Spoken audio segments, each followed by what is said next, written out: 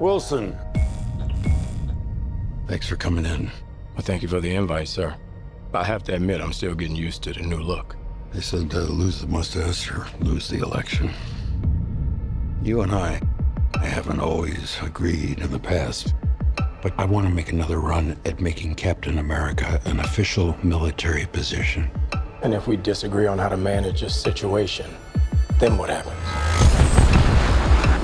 Work with me, Sam. We'll show the world a better way forward.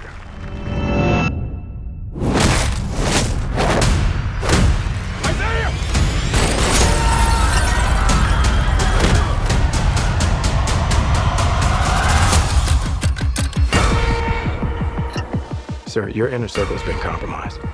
Either you can't see that, or you don't want to.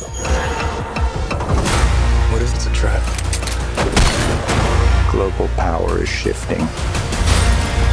You're just a pawn.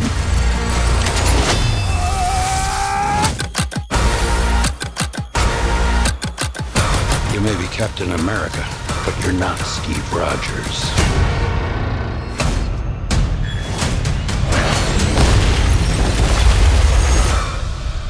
You're right. I'm not.